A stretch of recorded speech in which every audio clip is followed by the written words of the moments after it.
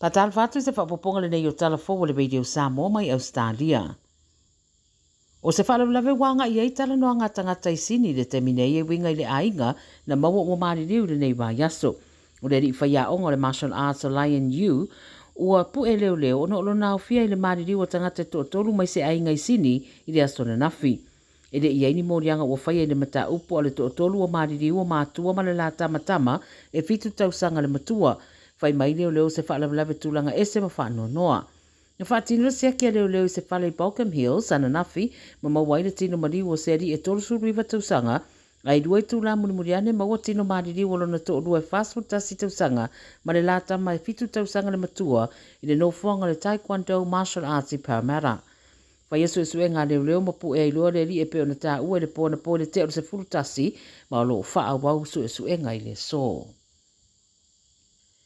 E ei foi sei seri ua po ina leo feta ua ina sa ia whao ni mai se tīnei mū a o ngāri rue le tapei no se awhina sa sawane se poloka o whale i Western Sydney le pōna pō. Tō tere tangata na aveatu li wharamai o no a whianga mai le awhile North Pomare na wala ua nei se fesosoani le te o le lua le waweao. E tō o whasa furula au whainga ruenga le tīnei mū na ngāri rue ai malo li patia e lima sutasi tau sanga le tangata lea feta ua ina na whao lima le fui mū a o tau mawhai atu la au whainga ruenga ave e se mai le no fuanga. Lo su e leo le whalawalawe lea, malo iei vaengo le ala tele o tāpunia, au whātino su e ngare mafu ango le afi, ma le whao o ngā rima e pe o na riputia. O lo sa idea pe leo le temine le tangata lena sa variana i se whare toleni po le gym i le pōna pō, ma whapapa i se whana au le gym, a le i talane o le ofisa o leo e tuwai, pe ama le tolu suru tangata sa i tono le whare toleni le i Wentworthville. Whai mai le 9 News, na ta whana solo le tangata lea tutono le gym, ma e fōlinga, e mai tawina e fōlinga sa iei se tangata e to tasi na whatutu iei ios whainga.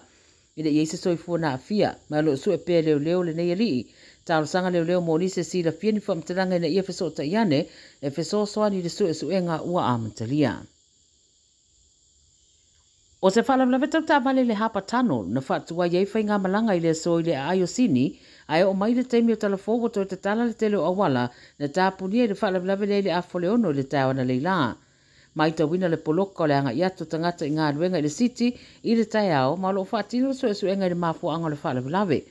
E uiero i eisi soifua o lipatia o haafia, pei tai whai mai leo, o lo sila toa i ale au so e le nei whalawalawe, ai mai se e ono toa tele ni soifua e ono haafia i whalawalawe whapea, ono o lo tūla i mai tonu o le ana, ma e ono o i se tūlanga o ngā fianga, ia pe a whai e lei o na maitawina, ia ma whapea fōi o na whautuaina i lātou, e a whea pe uia fōi, ia a wala.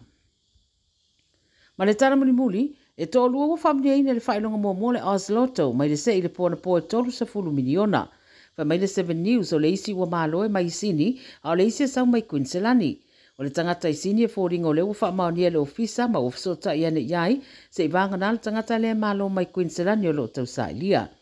O le tangata la i sini e au mau i Blacktown, ma o na winga se 5 miliona si ana vai ngā tupe, wa o le ua vai lua ma le isi tangata taalo mai Queenselani. Whai mai le whamtalanga le tangata lea mai sini sa whai e le ofisa le roto, e le itoe moe mai ana pō talo na mautino o ia le isi ua mālo, mai le ilua pe toe moe, o levo na miti i se aso whaapea, ai whaapea ia, e le vave ono o mai. Ia o tala ia le radio Samoa, a wafo i lau whaafonga mai le nei a saluro, le amau seisi whaapoponga atai au, manuia tele ngā ruenga whe au matiute se tātou tanu, o whenga iai le o ngā titonu, o le nei vai aso.